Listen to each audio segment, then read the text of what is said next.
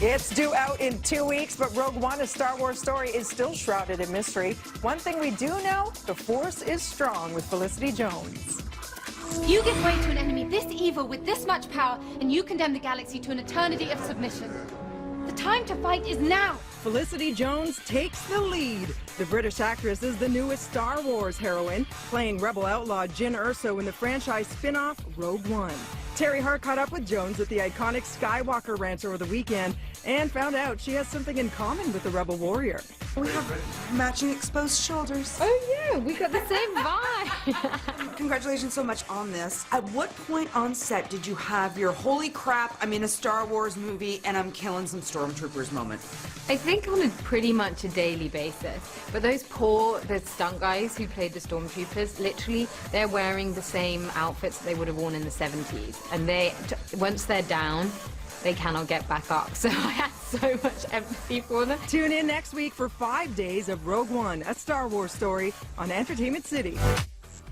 Meanwhile, TK was in New York over the weekend to chat with Will Smith and Dame Helen Mirren about their star-studded, emotional new film, Collateral Beauty. Here's a sneak peek. Who did you write the letter to?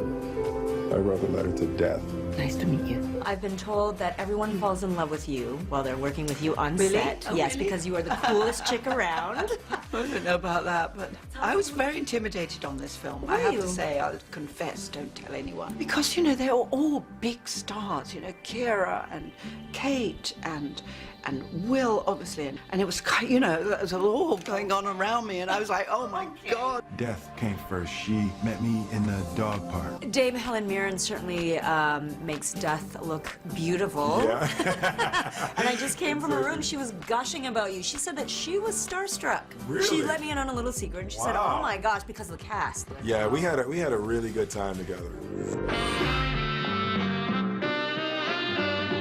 In a newly surfaced interview from 3 years ago, the director of the hit 1972 film Last Tango in Paris admits that the infamous rape scene in the movie was shot without the consent of the actress involved. Bernardo Bertolucci says he and the film star Marlon Brando came up with the idea to use a stick of butter for the scene in which Maria Schneider's character is sexually assaulted. Schneider, who died in 2011, was 19 years old when she filmed the scene with 48-year-old Brando. In a 2007 interview, she said she felt, quote, forced to do the scene with no prior warning. Current Hollywood stars like Jessica Chastain and Chris Evans are now expressing outrage.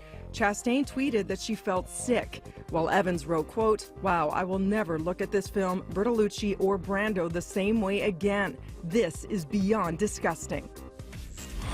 And that's not the only issue stars are speaking out on right now. Stars are sharing their joy after it was revealed the Dakota Access Pipeline will not be built through Standing Rock Reservation in North Dakota.